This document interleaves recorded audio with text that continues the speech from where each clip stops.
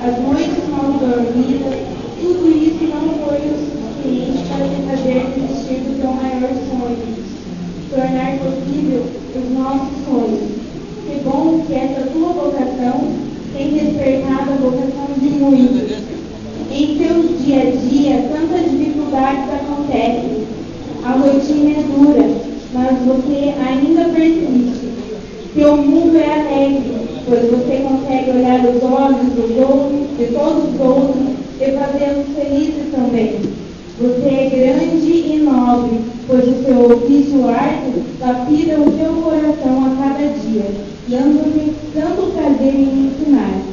Homenagens, frases poéticas, certamente farão parte do seu dia a dia.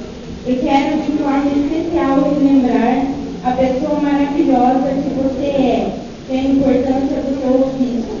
É por isso que você merece essa homenagem hoje e sempre, por aquilo que você é, por aquilo que você faz.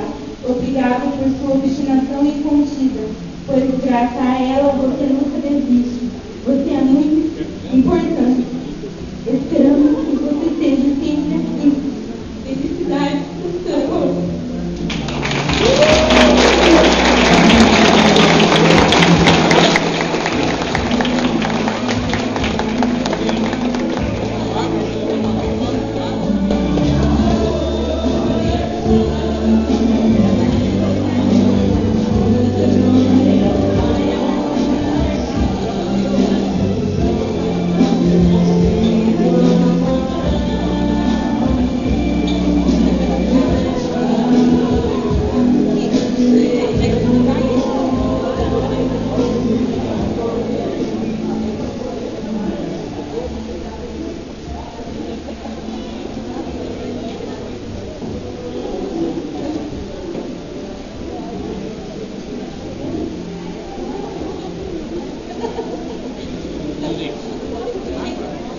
Passo a palavra à paraninfa professora Indianara Andujá para que profira seu discurso.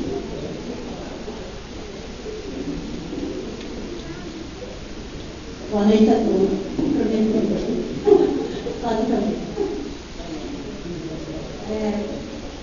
Para mim é uma honra ter a oportunidade de mais uma vez estar me dirigindo a essas pessoas tão peculiares e especiais para todos nós. A nossa profissão que é mais emocionante é a quando a gente troca